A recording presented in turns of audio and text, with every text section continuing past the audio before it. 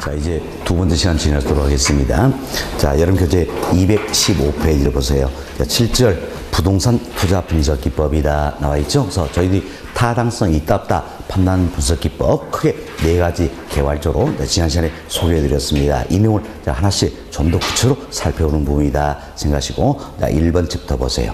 자, 1번 챕터 보시면 전통적 투자 분석 기법이다. 괄호에 비할인 기법 나와 있죠. 예, 옆에다가 별표 5개 해놓으시기 바라겠고요. 예, 별표 5개 해주시기 바라고, 우리가 여기 설명했던 내용이에요.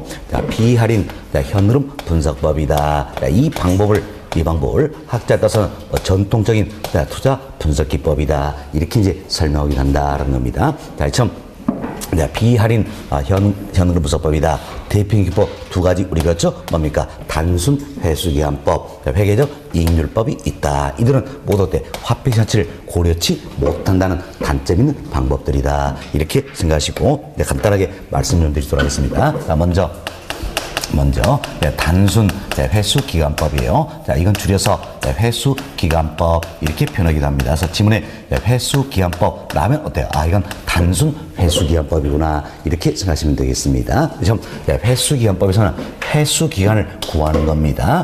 자, 예상되는 회수기간을 구해서 나의 목표 회수기간과 비교해서 타당성이 있다 없다 판단하는 분석 기법이에요. 근데 회수기간은 뭘 의미하신가? 내가 투자한 금액이 있다는 이야기예요. 투자한 금액을 회수하는데 몇 년 걸릴 것인가, 이걸 의미하는 겁니다. 이게 이제 회수기간이다 생각하시고, 우리가 가상적인 사례를 통해서 회수기간 한번 구해 보도록 하겠습니다. 자, 여기 보세요. 그래서 이제 여기 생각합시다. 자, 현재 A 투자입니다. A 투자인데 현재 마이너스 500이다 그런 겁니다. 이때 1년째 200, 2년째 200, 3년째 200, 4년째 100, 5년째 300. 이것은 현금이 있다는 이야기예요. 다음 B 투자입니다. 현재 마이너스 700입니다. 1년째 100, 2년째 200, 3년째 300, 4년째 100, 5년째 500이다. 자, 이것은 현금이 있다는 이야기예요. 자, 이를 통해서 우리 이제 회수기간을 구해보자라는 건데, 이렇게 생각하시면 되겠어요. 자, 여기 보세요. 현재 마이너스 500이다. 나와 있죠? 마이너스가 뭡니까? 내 호수이 나간다. 이런 생각하시면 되겠어요. 나간다. 그래서 투자한 금액이 얼마는 이야기예요? 500이에요. 그리고 1차년부터 어땠지? 자, 현금이 있죠? 근데 앞에 아무것도 없네요. 아무것도 없다니 뭡니까? 플러스한 이야기지요. 이럴 때 나에게 들어오는 것이다. 이렇게 생각하시면 되겠습니다. 결국 총 투자 금액이 얼마입니까? 500. 이걸 회수하는데 몇 년 걸릴 것인가 분석하는 게 바로 회수기간이에요. 시간. 그럼 1년째 200이 들어옵니다. 그럼 누계치로 얼마로 보겠습니까? 200으로 보겠다는 뜻이에요. 다음 2년째 200이 들어오면 누계치로 얼마로 보겠다? 400으로 보겠다는 이야기예요. 자, 여기 보세요. 1년째 나에게 들어오는 200과 2년째 나에게 들어오는 200은 가치가 같아요, 틀려요? 틀렸잖아요. 그래서 똑같이 봐버리겠다는 이야기예요. 결국 화폐 전치 고려합니까? 고르지 않습니까? 고르지 않는다는 이야기예요. 그럼 3,000년대 200 들어오니까 누계치가 얼마 됩니까? 600. 여기는 관심 없습니다. 오로지 투자한 금액 500 회수인데 몇 년 걸리시까? 이것만 찾는 겁니다. 찾는다. 자, 그럼 결국 이제 500 회수인데 몇 년 걸리시까? 자, 보세요. 이제 3,000년대 얼마만 더 들어오면 500 회수할 수 있어요? 100만 들어오면 되겠죠? 이때 우리가 하나 가정합니다. 기간 중에 현금은 균등하게 발생한다. 이걸 가정하는 겁니다. 가정한다면 1년 동안 200이 들어오니까 100 들어온 데는 몇 개월 걸릴까요? 6개월 걸리겠지요. 6개월. 따서 A 투자한 회수기간은 얼마 됩니까? 2년 6개월이다. 이렇게 판단하는 방법이에요. 2년 6개월이다. 이렇게 생각하시면 되겠습니다. 자, 2년 6개월이다. 자, 이렇게 해서 우리가 이제 회수기간 구했습니다. 그럼 회수기간은 어떤지 2년 6개월이라는 이야기. 6개월인데 내 목표 회수기간이 5년이더라는 이야기예요. 5년. 그럼 나는 5년 만에 회수하는 게 목표예요. 그렇지만 플로차상 예상되는 회수기간 어떤 2년 6개월이다. 그럼 이때는 타당성이 있어야 없어? 있다. 이렇게 판단하겠지요. 타당성이 있다. 이렇게 판단한다는 겁니다. 다음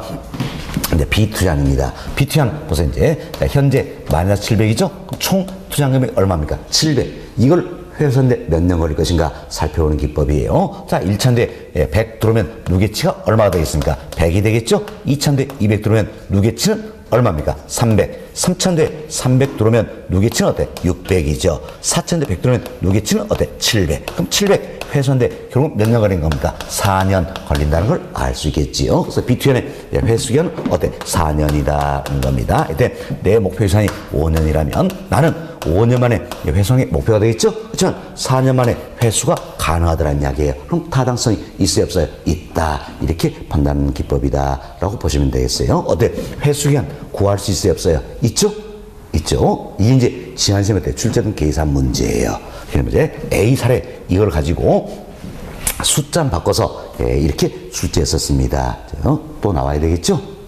아주 오랜만에 계산 전문 출제가 되었던 그 같은 문제예요. 자, 그럼 우리가 이제 이렇게 해봅시다. 횟수 기간과 목표 회수를 비교한다는데 나의 목표 회수는 5년이에요. 5년인데 이 풀상 횟수 기간을 계산해보니까 6년이 되더라냐. 이때는 어때? 나는 5년 만에 회수한 목표인데 이제 6년 만에 회수가 가능하더라. 이때는 타당성이 있어요, 없어요? 없다라는 거지요. 없다. 결국은 자, 예상되는 회수 기간이 목표 회수 내에 들어와야 된다는 이야기예요. 그럼 회수 기간이 목표 회수보다 짧거나 같았을 때 이때는 어때? 타당성이 있다. 채택 의사결정을 내리게 된다. 이렇게 생각하시고 예상된 회수 기간이 목표 회수보다 더 길더라는 이야기. 이때는 타당성이 있어요, 없어요? 없다라는 겁니다. 이렇게 의사 내린다 생각하시고 상호 배타적인 복수의 투자안이 있어요. 이때 우선순위를 부여한다면 회수 기간이 자 길수록 유리할까요? 짧을수록 유리할까요? 짧을수록. 그래서 회수 기간이 가장 짧은 투자에 우선순위를 부여하게 된다. 이렇게 생각하시면 되겠습니다. 자,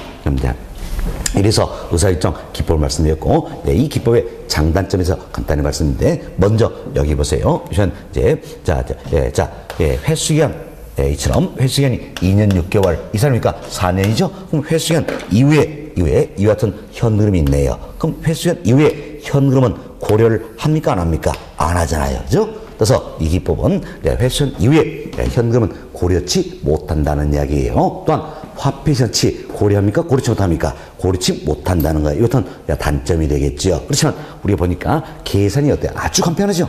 이해하기 쉽다는 장점이 있어서 널리 쓰이고 있는 기법이다. 이렇게 생각하시면 되겠습니다. 됐습니다. 이 정도 말씀을 드리고 이렇게 양거래 1번 한번 보세요.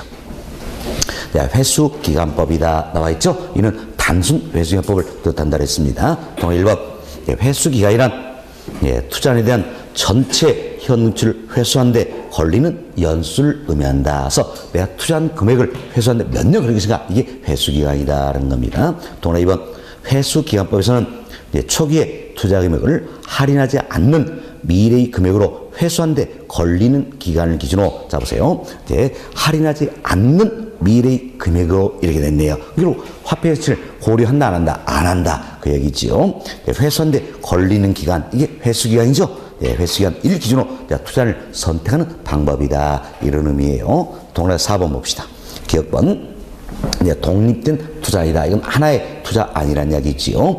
계산된 회수기간이 목표 회수기간과 같거나 짧을 경우, 시험 목표 회수기간과 같거나 더 짧을 경우 이때는 어때? 타당성 있죠? 선택하고 길 경우에는 기가 간다. 있죠? 목표 회수가 더 길다는 이야기. 이때는 타당성 없죠? 기가 간다. 이렇게 보시면 되겠습니다. 2번 상호 배타적인 투자할 경우 투자는 회수기간이 목표 회수보다 짧은 투자를 위해서 회수기간에 가장 짧은 투자를 선택을 하겠다. 그래서 회수기간 짧을수록 유리하다. 이렇게 생각하시면 되겠습니다. 자, 5번 회수기간법은 현금을 할인하지 않는 문제가 있다. 화폐시치 고르지 못한다는 겁니다. 됐습니다. 이 정도 우리 교재 보시기 바라겠고 다음 페이지입니다. 다음 페이지는 두 번째 회계적 이익률법이다. 이게 나와 있습니다. 자, 이건 우리가 이렇게 생각합시다. 자, 보세요. 회계적 이익률법이다라는 건데 이때 회계적 이익률이라는 것을 구합니다. 처음 회계적 이익률과 목표 이익률. 자, 이걸 비교해서 여기서 타당성이 있다 없다 판단하는 기법이에요. 그때 회계적 이익률은 어떨 것인가? 자, 보세요. 이익률이니까 투자에 대한 이익의 비율이다 할 수 있겠죠? 네, 투자액은 이익의 비율이다 이렇게 생각해서 자, 분모는 뭡니까? 투자액이 되겠고 분자는 자 이제 순이익이다 이렇게 보시면 되겠어요. 순이익이 다만 회계적 이익률은 연평균을 활용합니다. 그래서 연평균 투자액에 대한 연평균 순이익의 비율이다 이렇게 생각하시면 되겠습니다. 참 연평균 투자액에 대한 연평균 순이익의 비율이다. 결국 연평균 순이익을 연평균 투자액으로 나눈 게 뭡니까? 회계적 이익률이 된다. 이렇게 생각하시면 되겠어요. 자, 이것은 회계적 이익률을 구해서 목표 이익률과 비교하겠다는 이야기. 그런데 회계적 이익률이 목표 이익률보다 크거나 같다라면 이건 어때? 타당성이 있다. 채택하겠죠? 반면 회계적 이익률이 목표 이익률보다 더 작다는 이야기예요. 그럼 타당성 없다. 기각시키겠다라는 겁니다. 그리고 상호 배타적인 복수익 투자의 경우는 회계적 이익률이 목표 이익률보다 큰 투자 중에서 클수록 유리할까요? 작을수록 유리할까요? 클수록 유리하다. 이렇게 보시면 되겠습니다. 됐습니다. 이런 거 이해하시면 되겠고, 좀 회계적 이익률법은 우리가 어떤 회계적 수익률법이다 또는 연평균 원리론의 평균 이익률법이다. 좀 다양하게 표현이 되고 있다. 참고하시면 되겠습니다. 또한 이처럼 연평균을 활용을 하기 때문에 회계적 이익률법 역시 화폐 자체는 고려합니까? 고려치 못합니까? 고려치 못한다는 거예요. 그렇지만 계산이 간편하고 이해하기 쉽다서 역시 놀릴 수 있는 기법이다. 이렇게 생각하시면 되겠습니다. 이런 정도 정리하시면 되겠어요. 그래서 양보하는 2번 여러분 교재 봅시다. 회계적 수익률법, 이제 회계적 이익률법 의미하는 거죠. 동그라미 1번의 두 번째 줄을 중간에 보세요. 자, 현금을 할인하지 않으므로 정확성이 떨어진 문제가 있다. 결국 화폐 수치 고려합니까? 고려치 못합니까? 고려치 못한다는 겁니다. 자, 동그라미 2번 회계적 수익률이다. 자, 회계적 이익률은 어떻게 했습니까? 연평균 투자액에 대한 연평균 순이익이다. 이렇게 보시면 되겠죠? 그래서 연평균 순이익을 연평균 투자액으로 나눈 비율이다. 보시면 되겠습니다. 3번 독립적 투자일 경우 회계적 이익률이 목표 이익률보다 같거나 클 경우 이땐 어때? 선택하겠죠? 타당성이 있다. 그렇지만 작을 경우에는 어때? 타당성이 있다. 기각시키겠다. 이렇게 이해하시면 되겠어요. 자, 이렇게 해서 저희들이 이제 전통적 투자 분석 기법이다. 비할인 현금수법 대표로 두 가지 하겠습니다. 뭐가 있었습니까? 단순 회수기한법이 있었죠. 다음은 회계적 이익률법이 있다. 이 두 가지는 모두가 화폐의 시가치를 고려합니까? 고려치 못합니까? 고려치 못하는 타당성 분석기법이다. 이렇게 보시면 되겠습니다. 다음 여름 교재 2번 챕터로 넘어갑니다. 자, 2번 챕터는 할인 현금수익 분석법이다. 소개인데 이 기법이 바로 여기 있는 할인 현흐름 분석법이다. 이분이에요. 이분은 너무너무 중요한 부분이죠. 별표 7개 해두시기 바라겠습니다. 이렇게 치고 의의는 다 말씀을 드렸습니다. 현금 유입의 현재 가치와 현금 유출의 현재 가치를 비교해서 타당성 있다 없다 분석한 기법이라 그랬죠. 따라서 화폐의 시가치를 고려하고 있다. 장점이 있으며 투자인 또한 모든 현금을 고려하고 있다라는 것에서 정확도가 아주 높다는 이야기예요. 여기는 대표 세 가지가 있다. 뭐가 있습니까? 순현가법, 수익성 지수법, 내부 수익률법이 있다. 여기서 하나씩 설명을 드리도록 하겠습니다. 자, 여기 보세요. 먼저 순현재 가치법이라는 게 있습니다. 순현재 가치법이다. 자, 이걸 줄여가지고 우리가 현재는 현가 표현하죠. 순현가법이다. 또 영어 첫 글자 따서 NPV 법이다. 이렇게 표현하는 겁니다. 그렇죠? 순현가법 여기서 타당성 있다 없다 판단은 먼저 어때? 순현재 가치를 구하는 겁니다. 순현재 가치 구하는데 이건 줄여서 순현가다. 순현가 즉 NPV 이걸 구하게 된다는 겁니다. 근데 순현재 가치 순현가 NPV는 어떻게 구할 것인가? 순현가는 어떻게 구합니까? 자, 보세요. 순현가법 이 자체도 할인 현흐름 분석법 일종이잖아요. 그럼 뭘 고려합니까? 현금 유입의 현재 가치와 현금 유출의 현재 가치를 어떻게 고려한다는 이야기예요. 그렇죠? 그래서 현재 진호 나에게 들어온 돈 있고 나간 돈 있다는 이야기예요. 그럼 보세요. 현재 진호 나에게 들어온 돈에서 나간 돈 어때? 빼버리면 순수히 내 호주에 남는 금액이 있겠죠? 이걸 그래서 우리가 이제 순현가다 이렇게 표현하는 겁니다. 그래서 순현가는 어떻게 합니까? 현금, 자, 유입의 현가에서, 자, 현금, 자, 유출의 자, 현가를 빼준 값이다. 이렇게 보시면 되겠어요. 쉽게 우리 이런 일 해봅시다. 현재가치 기준으로 나에게 들어오는 7천만 원이에요.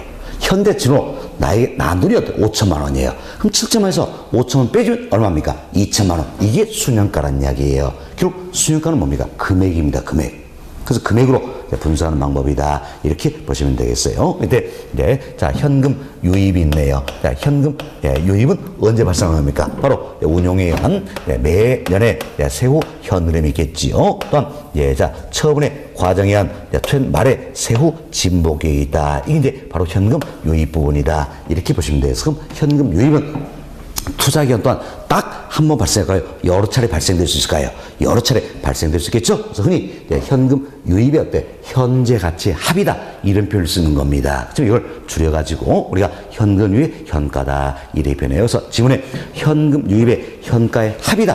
이 표현이 나오거나 현금 유입의 현가다. 이 표현은 다 같은 말로 보시기 바랍니다. 우리 시험도 마찬가지예요. 때따라서는 현금 유입의 현가의 합 이렇게 표현하기도 하고 때따라서는 현금 유입의 현가 이렇게 표현하니까 같은 의미로 보시면 되겠습니다. 자, 다음 현금 유출은 뭡니까? 취득 시 지분태액을 말한다는 겁니다. 여튼 현금 유입의 현재 가치에서 현금 유출의 현재 가치를 빼주면 뭐가 된 겁니까? 순현가가 된다. 이렇게 생각하시면 되겠습니다. 그럼 자 보세요. 우리가 순현가 NPV를 구하기 위해서는 현금 유입도 때 현재 가치로 바꿔야 되겠지요. 또 현금 유출도 때 현재 가치로 바꿔야 된다는 이야기야. 이래서 뭐가 필요합니까? 할인율이 필요하다는 겁니다. 이래서 할인율이 필요하다. 그럼 순현가법에서 순현가 이걸 구하기 위한 할인율로 뭘 사용할 것인가? 바로 투자자의 요구수익을 사용한다는 겁니다. 투자자의 요구수익인데 우리 배웠습니다. 요구수익은 위험을 고려한 수익률이지요. 또한 투자가 이루어지기 위한 최단의 수익률입니까? 최소한의 수익률입니까? 최소한의 수익률. 최소한 이만큼 있어야 투자자 요구하는 거죠. 그렇죠? 최소한의 수익률이 되겠다라는 겁니다. 또한 동일한 투자 아니할자도 요구수익은 투자자마다 같습니까? 다를 수 있습니까? 다를 수 있다. 아주 주관적인 수익률이 된다. 이렇게 보시면 되겠습니다. 자, 처음 요구수익률을 할인율로 한다는 얘기에서 현금 유입도 현재 가치로 바꿔주고 현금 유출도 현재 가치로 바꿔준다는 이야기예요. 그래서 현금 유입의 현재 가치에서 현금 추진 가치를 빼주면 우리가 순현가를 구할 수 있다는 겁니다. 이 시험 동일한 투자 아니할자도 투자자마다 요구수익은 다를 수가 있기 때문에 동일한 투자 아니할자도 투자자마다 순현가는 같습니까? 다를 수 있는 겁니까? 다를 수 있다. 이렇게 생각하시면 되겠습니다. 자, 그럼 우리가 순현가를 구하기 위해서는 반드시 요구수익을 알아야 된다. 요구수익이 사전적으로 결정이 돼야 된다는 겁니다. 생각해보세요. 요구수익을 결정되지 않으면 순현가 구할 수 있어요? 없어요? 없죠? 자, 다음 이제 우리 순현가를 구했습니다. 순현가를 해서 순현가는 빼준 값이죠. 금액이라고 했어요. 뭐가 비교합니까? 0과 비교하겠다라는 겁니다. 그래서 순현가가 0보다 크다라는 이야기예요. 그럼 순현가가 0보다 크다는 이야기는 결국 현재 가치 기준으로 현금 유입 유출 어디가 더 많다는 뜻이에요? 유입이 더 많다는 뜻이죠? 그럼 유입이 더 많으면 타당성이 있어요? 없어요? 있죠. 그래서 이때는 재택 의사결정을 내리게 된다는 거. 그럼 저 보세요. 순현가가 0보다 커서 타당성이 있다. 채택이 되었다는 이야기는 결국 투자자의 요구수익을 충족시켰어요? 못 시켰어요? 시켰겠지요. 그럼 요구수익을 충족이 안 되면 타당성이 있어요? 없어요? 없죠? 그럼 순현가가 0보다 커서 타당성이 있다. 채택됐다는 결국 요구수익을 충족시키고 남음이 있다. 이렇게 생각하시면 되겠습니다. 자, 다음 이제 순현가 NPV가 0보다 작다는 이야기예요. 그럼 순현가가 0보다 작다는 이야기는 뭡니까? 현재 가치 기준으로 유입 유출 어디가 더 크다는 이야기예요? 유출이 더 크다는 이야기죠? 유출이 더 크다는 겁니다. 그럼 보세요. 나에게 들어온 돈보다 나간 돈이 더 많다면 타당성이 있어요? 없어요? 없죠? 이때는 기각시켜버리겠다는 겁니다. 결국 순현가가 0보다 작으면 투자자의 요구수익 충족이 됐습니까? 안 됐습니까? 안 됐다. 그 이야기죠. 요구수익 충족시 못했다는 겁니다. 자, 이 과정에서 결국 순현가 NPV가 0이 되는 선에서 균형을 이루게 된다라는 겁니다. 자, 보세요. 수년가가 0보다 크다는 이야기는 어때? 초과인이 존재한다 그 뜻이죠? 반면 수년가가 0이라는 이야기는 어때? 정상 이윤만 존재한다는 겁니다. 우리는 정상 이윤만 온달자도 투자를 용의가 있어요, 없어요? 있잖아요. 그렇죠? 그래서 하나의 투자 안에서는 수년가법에서는 뭘 구합니까? 수년가 NPV를 구해서 0보다 크거나 같다라면 이때 어때? 타당성이 있다. 재택 의사결정을 내리게 된다는 겁니다. 그리고 상호 배타적인 복수에 투자가 있다는 이야기예요. 이때는 어떻게 하신가? 먼저 순현가가 0보다 작으면 어떻습니까? 모조리 기각시키겠지요. 그리고 수년가가 0보다 큰 투자한 중에서 수년가가 0보다 큰 투자에서 클수록 유리할까요? 작을수록 유리할까요? 클수록 이제 왜? 우리는 부의 극대화 차원이다. 이걸 생각하신다는 얘기예요. 그럼 부를 극대화시키기 위해서는 내 호점에 남는 돈이 많아야 되겠지요. 그럼 내 호점에 남는 돈이 많기 위해서 수년가가 커야 되겠죠. 그래서 수년가 NPV가 가장 큰 대안 여기 어때? 우선순위를 부여하겠다 이렇게 생각하시면 되겠습니다. 자, 그래서 우리는 순현가법 이야기를 드렸어요. 여튼 순현가법에서는 뭘 구하는 겁니까? 수년가를 구한다는 이야기예요. 자, 1 구하기선 할인율로 요구순위를 사용하는 거지요. 그래서 수년가를 거기서 빼준 값이니까 뭐과 비교합니까? 0과 비교한다. 그래서 순현가가 0보다 크거나 같다면 타당성이 있다. 재택이지요. 수년가가 0보다 작다면 어때? 타당성이 없다. 기각 의사결정을 내리는 기법이다. 이렇게 보시면 되겠어요. 자, 여튼 수년가법이 타당성 판단 분석 기법으로서 아주 우월한 방법입니다. 아주 우월한 방법이에요. 그렇지만 경우에 따라서는 투자 규모의 차이를 고르지 못하고 있다는 단점이 있다는 이야기예요. 이걸 보완하기 위해서 나오게 된 게 바로 뭡니까? 수익성 지수법이다. 이렇게 생각하시면 되겠어요. 그래서 수익성 지수법은 순현가법을 보완하는 하나의 기법이에요. 그래서 이제 수익성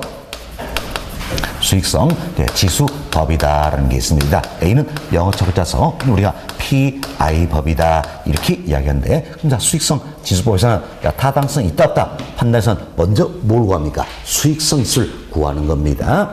수익성 지수를 구한다. 수익성 지수는 PI가 되겠죠. 그럼 수익성 지수는 어떻게 구할 것인가? 자, 우리 이런 이야기 드렸어요. 순현가법이 타당성 판단 준으로서 아주 우선 방법이라고 그랬지요. 그렇지만 경우에 따라서는 투자 규모의 차이를 고르지 못하는 단점이 있다는 이야기예요. 이걸 보완하게 하는 게 바로 뭡니까? 수익성 지수법에 따라서 수익성 지수법은 투자 규모로 표준화시키는 방법이에요. 투자 규모를 표준화시킨다는 겁니다. 그래서 A2한 B2에 때면 A2한 B2한 모두를 어떻습니까? 모두를 현가 기준으로 1 투자한다로 가정해버리는 겁니다. 현가 기준으로 1 투자한다. 이때 나에게 얼마 줄 것인가 이걸 살펴보는 방법이에요. 그래서 어때? 현가 기준으로 1 투자한다고 맞춰버리잖아요. 그죠? 그래서 투자 규모를 표준화한 방법이다라는 건. 그럼 항상 우리 기준이 된 건 분모값이 되겠죠. 분모가 뭐가 됩니까? 1 투자하는 건 유입입니까? 유출입니까? 유출.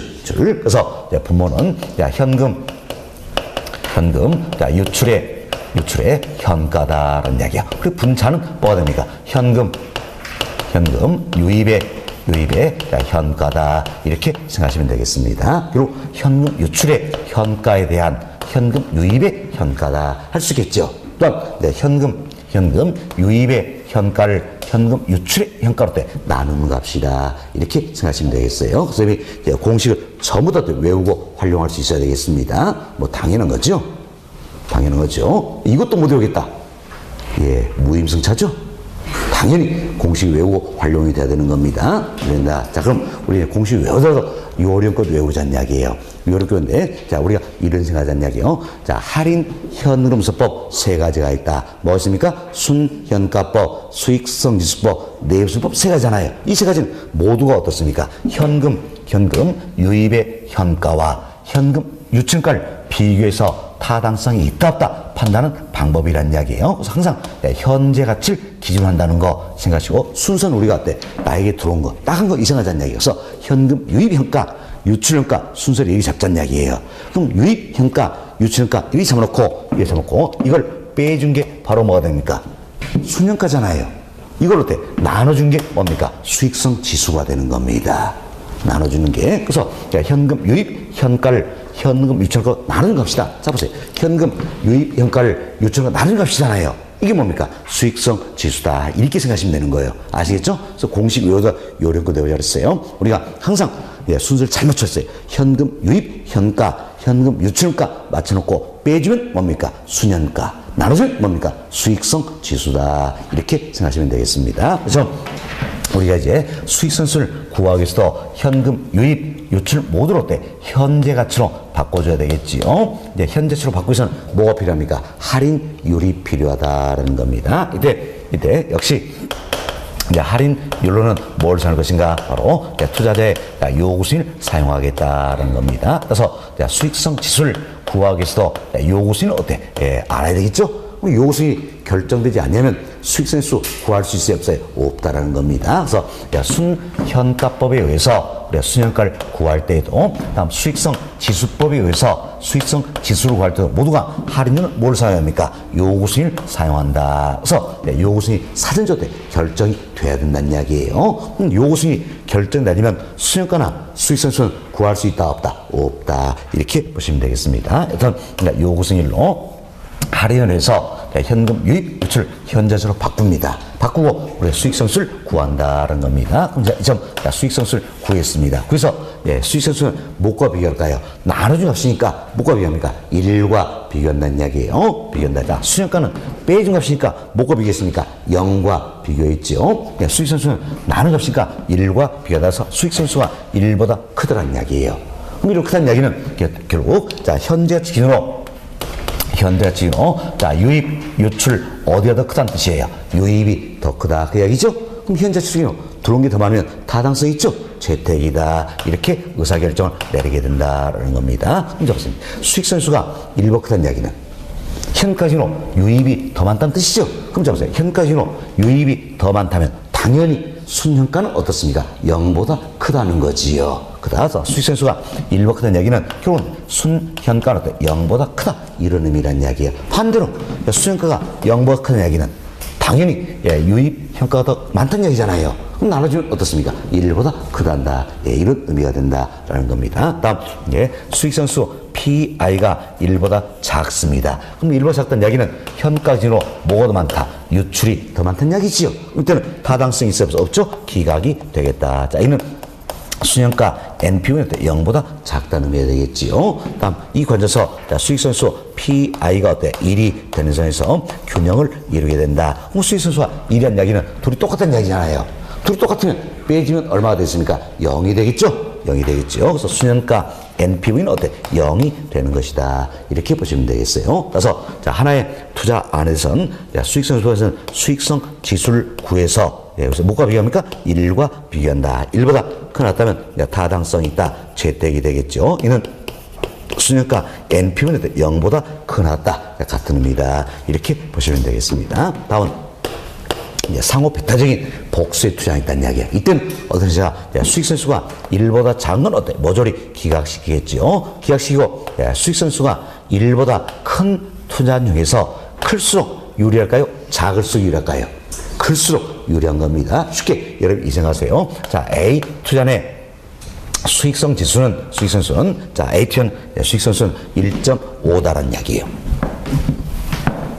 A 투자는 수익선수 1.5고 B 투자는 수익선수가 1.2라는 이야기예요.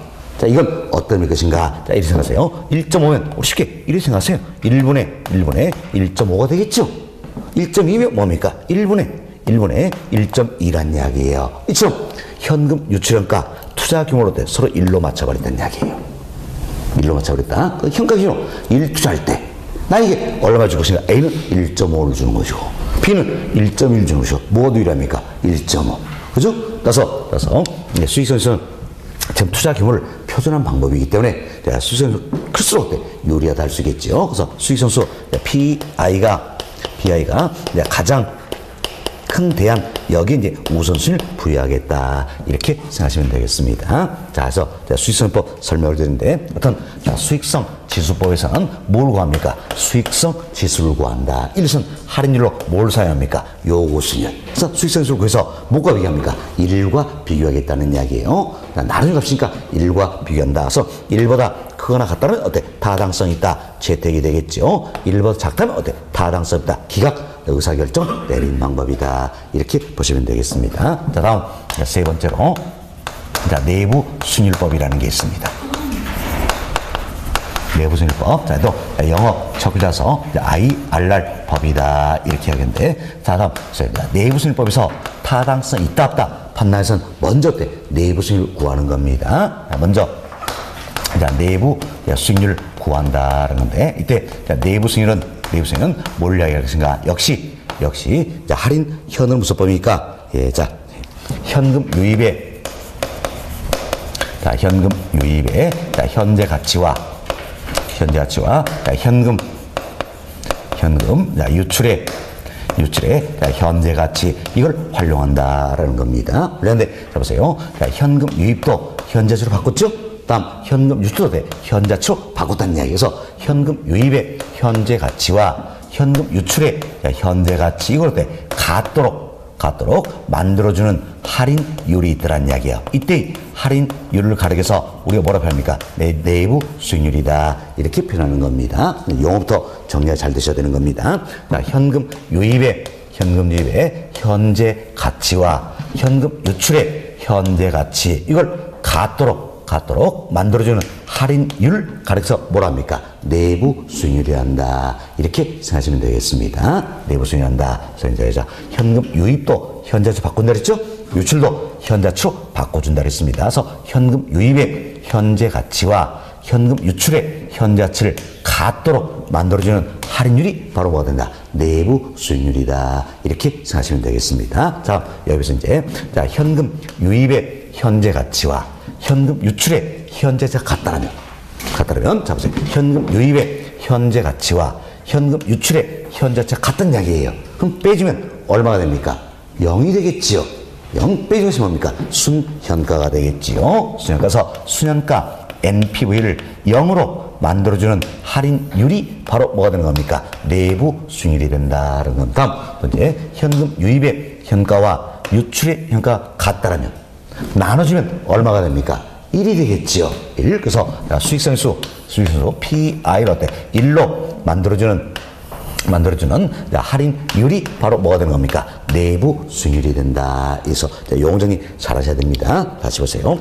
자, 현금 유입의 현재 가치와 현금 유출의 현재 가치를 같도록 만들어주는 할인율이 뭐가 되는 겁니까? 내부 수익률이다. 따라서 투자 안에 순현가를 0으로 만들어준 할인율이 뭡니까? 내부 수익률. 수익성수를 1로 만들어준 할인율이 뭡니까? 내부 수익률이다. 이렇게 용어 정리 잘 하셨는데, 우선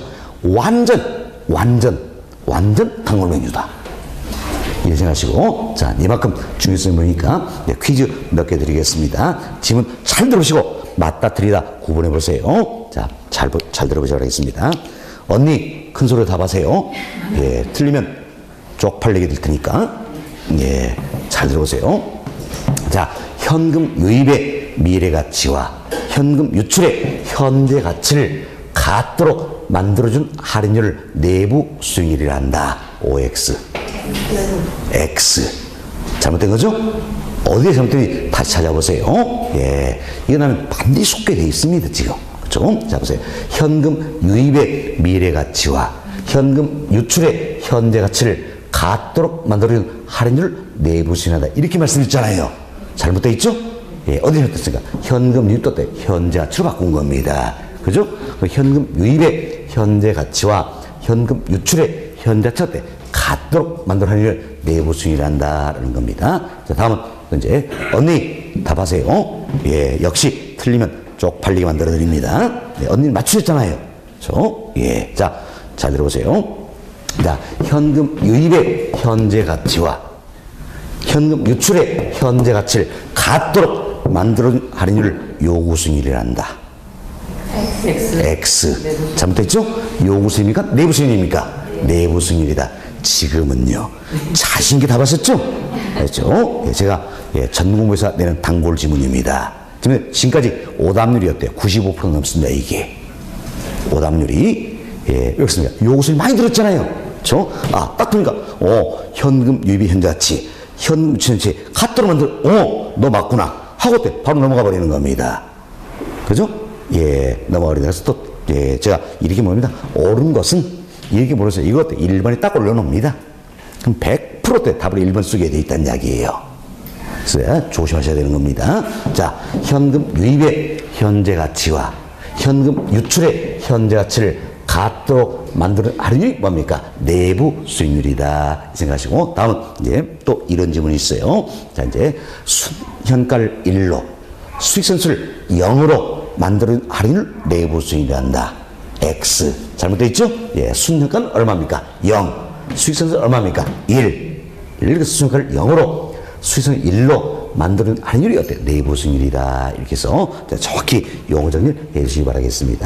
자, 그럼 보세요. 이제 참 내부 수익률법에서는 자, 내부 수익률 구하기 위해서 할인율로 뭘 사용합니까? 바로 내부 수익률 사용한다라는 겁니다. 그럼 자, 보세요. 이참 내부 수익률 구하는 이 과정까지는 자, 여기까지는 요구 수익률 알 필요 있어요, 없어요?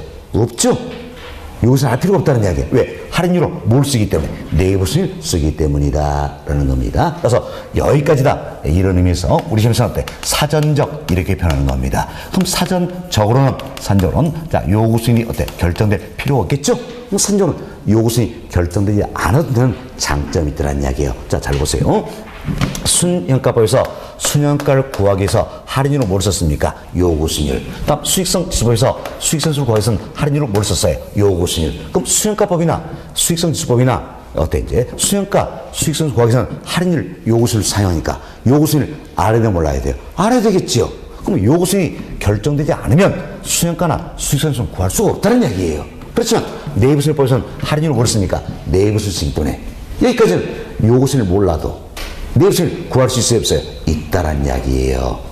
있다. 그래서 여기까지니까 사전적 이런 표현 했죠? 사전적으로는 내부수익법에서는 사전적으로는 요구수익이 결정되지 않아도 된다는 어때? 장점이 있다는 겁니다. 그렇지만 의사결정 내릴 때는 사후적이 되겠죠? 의사결정 내릴 때는 뭐과 비교합니까? 결국은 요구수익과 비교하는 거예요. 이제 알아야 되겠죠? 그래서 자, 내부 수익률과 요구 수익을 비교하겠다라는 겁니다. 이때 내부 수익이 요구 수익이 더 크다는 이야기. 그러면 어떻습니까? 요구 수익을 충족시켰잖아요.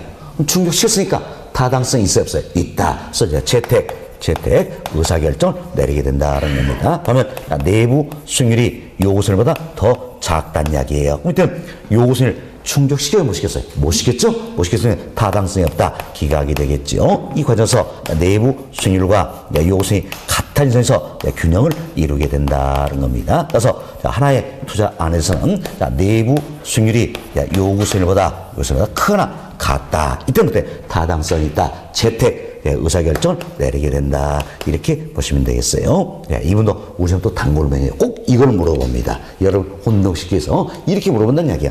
자, 요구 수익률이 내부 수익률보다 크다라면 이렇게 물어봐요.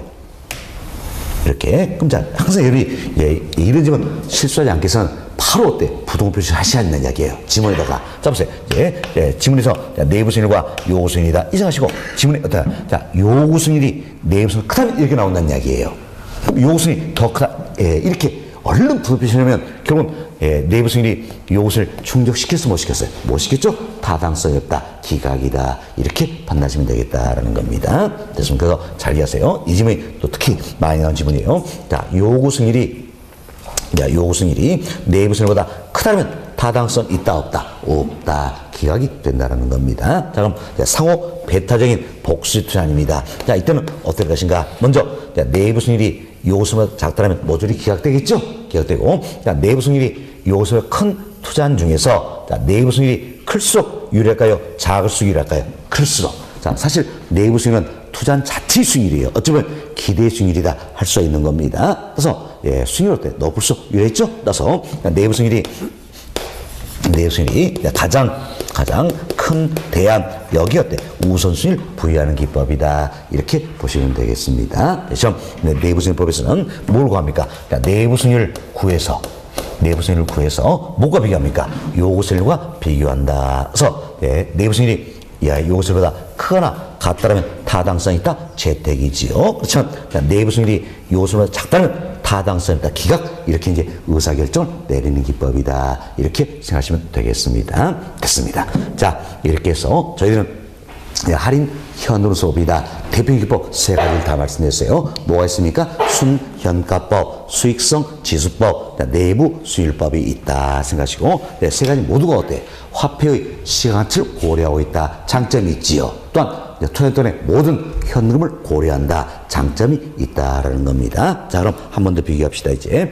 자, 순현가법에서는 뭘 구합니까? 순현가를 구해서 타당성이 있다, 없다 판단하는 거죠? 예, 다음 수익성 지수법에서는 수익성 지수를 구해서 타당성이 있다, 없다 판단하는 거예요. 자, 내부순위법에서는 내부순위를 구해서 타당성이 있다, 없다 판단한다. 그럼 수익과 수익선수 내부순위 어떻게 올 것인가? 항상 우리는 이 생각을 잘했죠. 순서만 잘 맞춰야 했어요. 현금 유입 현가, 예, 현금 유입 현가, 현금 유출 현가, 이렇게 순서를 맞추고 빼주면 뭐가 되는 겁니까? 순현가. 다음은 이제 나눠주면 뭡니까? 수익성 지수다. 이를 같도록 만들어주는 할인은 뭡니까? 내부 수익률이다. 이렇게 생각하시면 되겠습니다. 다음은 이제 순현가법에서 수현가를 구하기 위해서는 할인율로 뭘 사용합니까? 요구 수익률. 수익성 지수법에서 수익성을 구하기 위해서는 할인율로 뭘 사용합니까? 요구 수익률. 자, 내부 수익률법에서는 할인율로 뭘 사용합니까? 내부 수익률 사용한다는 겁니다. 이게 또 지난 시험에 답이 됐던 부분이에요. 지난 시험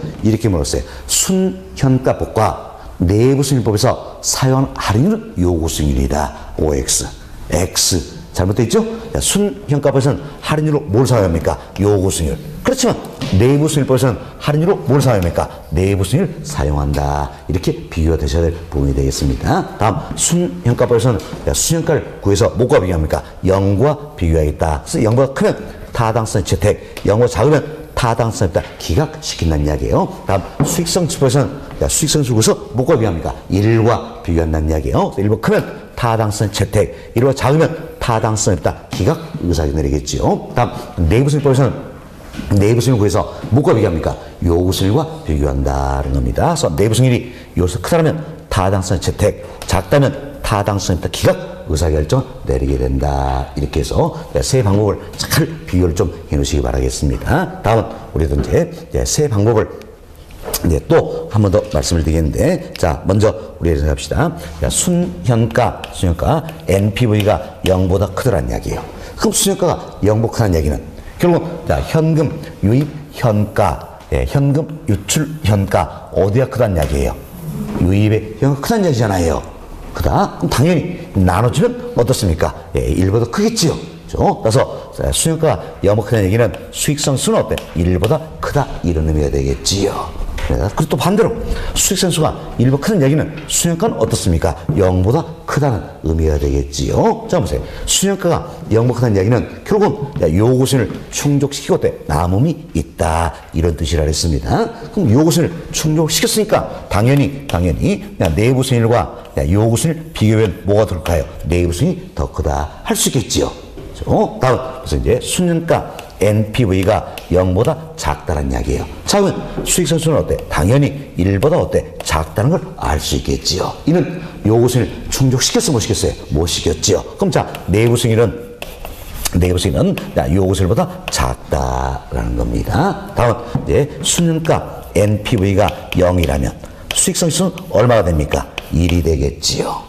1이 되겠지요. 또한 이때는 내부 수익률과 요구 수익률이 어때? 같아지게 된다라는 겁니다. 같아지게 된다는 거죠. 자, 결국은 하나의 투자에서는 수년가 NPV는 0보다 크거나 같았을 때, 수익성수 PI는 1보다 크거나 같았을 때, 자, 내부 수익은 요구 수익률보다 크거나 같았을 때 타당성이 있다. 제대로 되겠죠? 그래서 수년가가 0보다 크거나 같다는 이야기는 당연히 수익성수 1보다 크거나 같다. 내부 수익은 어때? 요구 수익보다 크거나 같다. 같은 의미다. 이렇게 생각하시면 되겠습니다. 자, 보세요. 이제 우리가 A라는 하나의 투자안이 있다는 이야기예요. 하나의 투자안에 대해서 수년가를 보니까 수년가가 0보다 크다는 이야기예요. 0보다 크다. 그럼 당연히 수익성수는 어때? 1보다 크겠죠? 그럼 내부 수익은 요구 수익보다 크다는 이야기예요. 따라서 하나의 투자안에서는 자, 순현가법, 자, 수익성 지수법, 내부 수익률법 동일한 결과를 가져온다. 그 이야기입니다. 그래서 하나의 투자 안에서는 순현가법에서 채택이면 당연히 수익성 지수법도 채택이고 내부 수익률법도 채택이다. 만약 하나의 투자에서 자, 수익성 지수법에서 기각됐어요. 그럼 당연히 수년가법도 어때? 기각이겠죠?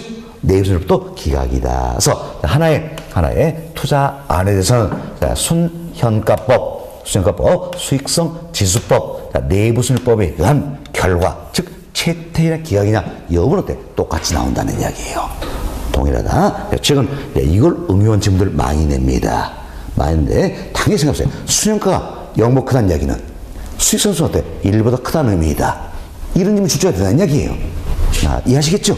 그럼 또 보세요. 이제 수년가가 하나의 투자 안에 대해서 A라는 투자에서 순현가가 0이라는 이야기야. 그럼 수년가가 0이라는 의미는 수익성수는 얼마란 뜻이에요? 1이다. 이런 뜻이다. 이렇게 이해하시면 되겠습니다. 네, 이 부분도 우리 시험에 출제하듯 되었던 지문이고요. 또 계산 문제로 이게 나왔습니다. 제가 쓸 때는 계산 문제가 아니에요. 아닌데 꼭 어때 사람들이 계산 문제다 이렇게 이야기하는데 제가 쓸 때 계산 문제가 아닙니다. 자, 보세요. 이제 자, 순현가를 계산하니까 0이에요. 이때 할인율이 10%입니다. 10%. 문제는 물어봅니까? 내부수익 계산하십시오. 이걸 물어보는 겁니다. 그럼 내부수익 몇 프로입니까? 벌써 답 나와야 되죠? 자, 여기 보세요. 수년가를 구하기 위한 할인율이 바로 뭡니까? 요구수익률이잖아요. 그죠? 우리 수년가에서 할인율 뭘 쓴다 했어요? 요구수익률. 그죠? 그럼 지문에 어때? 수년가를 구하기 위한 할인율이 이렇게만 나오지 요구수익은 이렇게 안 나온다는 이야기예요. 응용을 해야 되겠죠? 그래서 자 보세요.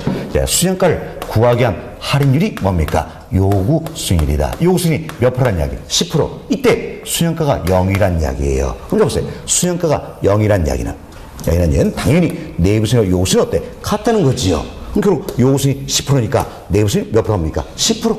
이렇게 찾는 겁니다. 아시겠죠? 계산 문제 아니잖아요. 그래서 이 원리를 잘 이해하셨다는 이야기예요. 그래서 하나의 투자 안에서는 순현가법, 수익성수, 내부수익법 결과는 똑같이 나온다는 이야기예요. 똑같이 나온다라는 겁니다. 그렇지만 이제 상호 배타적인 복수의 투자가 있다는 이야기예요. A 투자안도 있고, B 투자안도 있고, C 투자안도 있고, D 투자안도 있고. 그래서 상호 배타적인 복수의 투자를 했을 때 투자의 우선순위는 세 방법이 항상 똑같을까요? 다를 수도 있을까요? 다를 수도 있는 겁니다. 그래서 순현가법에 의한 투자의 우선순위와 수익성 지수법에 의한 투자의 우선순위가 다를 수도 있는 것이고, 근데 순현가법에 의한 투자의 우선순위와 내부순위법에 의한 투자의 우선순위가 다를 수도 있다는 이야기예요. 왜일까요? 바로 투자안마다 투자 규모의 차이가 있기 때문이다라는 겁니다. 그래서 여러분들이 결론적으로 하나의 투자안에 대해서는 순현가법, 수익성 지수법, 내부순위법의 결과는 똑같이 나온다는 거예요. 채택의 기약이냐? 이건 똑같이 나온다. 그렇지만 상호 배타적인 복수에 투자했을 때 이때는 투자의 우선순위는 항상 같습니까? 다를 수도 있는 겁니까? 물론 같을 수 있겠죠? 다를 수도 있다. 이렇게 생각하시면 되겠습니다. 됐습니다. 여기까지 이해하시면 본 과정에서 할인 현금수법 세 가지 다 설명을 드렸습니다. 순현가법, 수익성법, 내부순위법이다 생각하시고, 여러분 교재는 밑줄 그어진 내용들 있죠? 밑줄 내용들 이분들만 한 번 더 읽어보시기 바라겠습니다. 자, 이렇게 해서 저희들이 이제 할인 현금수법 다 맞춰드렸고요. 여러분 교재 220페이지를 한번 보세요. 자, 220페이지는 세 번째 챕터 어림셈법이다 나와 있죠? 여기는 별표 6개 해주시기 바라겠습니다. 별표 6개 해주시고, 우리 오늘 어림셈법 개괄적으로 설명을 드렸어요. 자, 어림셈은 다 대충 셈하니까 투자인 또한 모든 현금 흐름을 고려하는 게 아니라 그랬습니다. 뭐뭐 고려합니까? 1차 년도 운용한 세후 현금 4년 플루 차트 이거 하나만 고려해서 타당성이 있다 없다 판단하는 분석기법이다. 따라서 화폐 가치를 고려합니까? 고르지 못합니까? 고르지 못한다는 단점이 있다. 여기는 대표적으로 승수법, 수익률 법이 있다 생각하시고, 이들은 저희들이 이제 오류 과정에서 구체적으로 다루게 된다. 이렇게 생각하시면 되겠어요. 이름도 이해해드리고요. 여러분 교재 223페이지로 넘어갑니다. 자, 223페이지는 네 번째부터 비율 분석법이다 나와 있죠? 바로 이분이 여긴 비율 분석법이에요. 이부터는 다음 시간에 계속해서 설명을 좀 드리도록 하겠어요. 10분 쉬었다 합니다.